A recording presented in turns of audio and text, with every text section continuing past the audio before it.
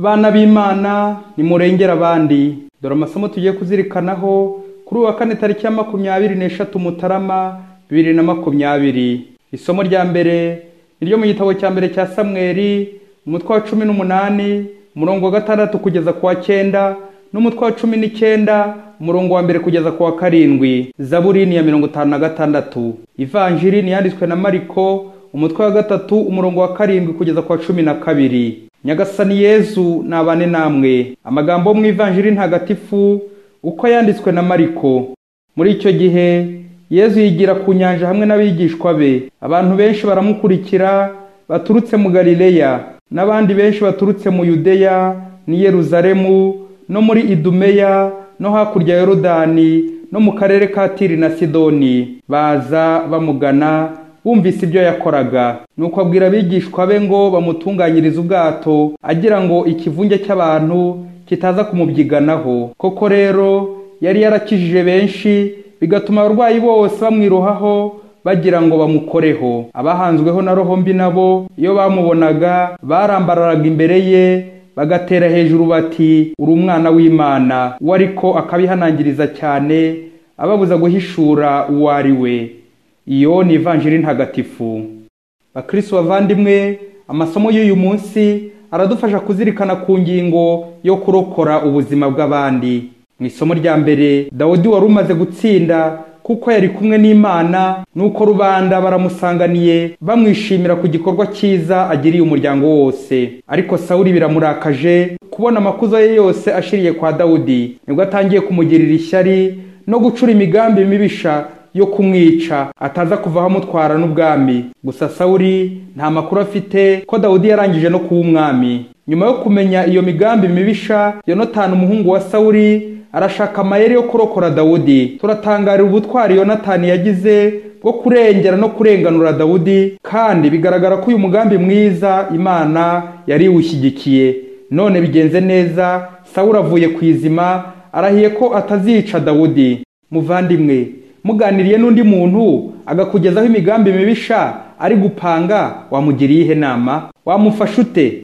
Tujye tuzirikana buri gihe ko umugambi w'Imana ari wo gukiza abantu. Ni nacyo cyazanye Yezu, ni ukuducungura no kurokora ubuzima bwacu.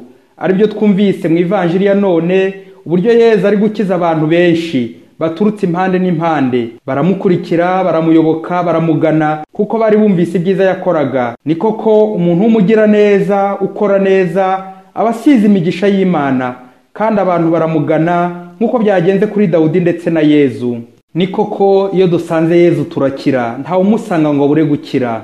Bavandimwe, umuntu nta bibazo yagira byananira Imana. Imana ifite inzira nyinshi ishobora gukunyuzamo igambiriye kukurengera. Gusa twebwe abantu, iyo ibibazo biturembeje, ikitubangukira ni ukwiheba, aho gutegereza gushaka kw'Imana, tukinuba tukayihata. Nyamara iby'Imana biryo warambije urambiwe yatashye. Hari uburyo bugera muri bune bw'ingenzi Imana ikoresha ikatubwira, ikadukebura, ikaturengera. Rimwe, mu ijambo ry'Imana, Bibiliya. Kabiri, mu nzozi nk'uko yabwiraga ba Yozefu. Gatatu, umutimanama, ryajwi rimbere ritubwira riti, iki ni cyiza mu gikore, iki ni kibi mu kireke. Kane, ibimenyetso by'amoko yose Imana iduha, amasakaramentu, ibitangaza idukorera, ariko cyane cyane ibimenyetso by'intumwa, abantu Imana idutumaho bakaduhisha, bakaturenganura, mbese nka Yonatani warengeye Dawudi, n'izindi nzira nyinshi Imana ikoresha idukiza. Uko Imana inyura izo nzira zose ishaka kudukiza, ni nako nawe umuvandimwe wagiriye ubuntu uba ugomba gukora ibishoboka byose, ugashaka amayeri ashoboka mpaka urokora ubuzima bwa bagenzi bawe. Nk'ubu muvandimwe, Imana ije none igakubaza iti, kuva wabaho umaze kurokora abantu bangahe? Umaze kurenganura bangahe? Wasubiza ute? Wasubiza iki? Ni ayahe mayeri ukoresha urenganura abantu, urengera abantu? Umunsi umwe mu gihe abasore barimo bahigwa bikabije, kandi umubonye akamutanga, yagombaga guhembwa $1,000.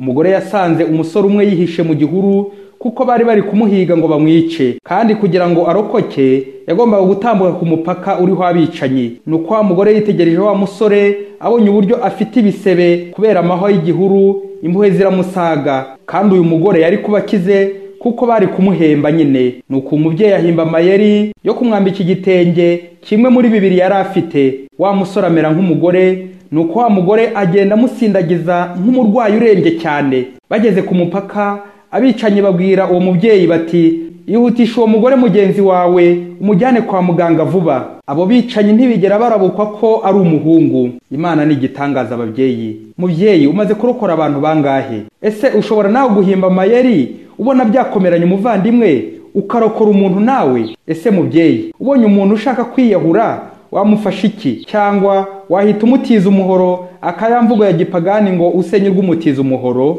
Muvandimwe, uramutse uzi abafite umugambi wo gukuramo inda, wakoresha amayeri ki ngo urengere utwo tumarayika, ubwo buzima bw'inzirakarengane nka Dawudi? Nyabuneka ntukabe nk'aba babyeyi gito, umukobwa wabo atwara inda bati aradusebeje, atwimye ibirori natwe, nuko bakamufata bakayikuramo ngo bari gukwepa igisebo. Babyeyi, ko mwihekuye se? Uwo mwana mwishe niwe wari kuzabasazisha neza. Burya iyo wishe nawe uba wiyishe, ntawe uba usigariye. Mubyeyi, umaze kurokora bangahe? Muntu uri gupanga imigambi mibisha mu mutima wawe yo kuvutsa abandi ubuzima. Na Sawuli n'ubugome bwe yarahindutse, yarahiye ko atazica Dawudi. Ngaho nawe muvandimwe, isubireho, ntuzice. Pangura imigambi mibisha yose wari ubitse mu mutima wawe yo kwicana, yo kugira nabi, ahubwo rengera abantu kandi ubarenganure nka Yonatani. Nyagasani, duha umutima mwiza w'urukundo n'ubugwaneza. Mwari kumwe na Padiri Masumbuko Ladislas, murezi mu iseminari y'Umutagatifu Aloyizi, Diyosezi ya Cyangugu.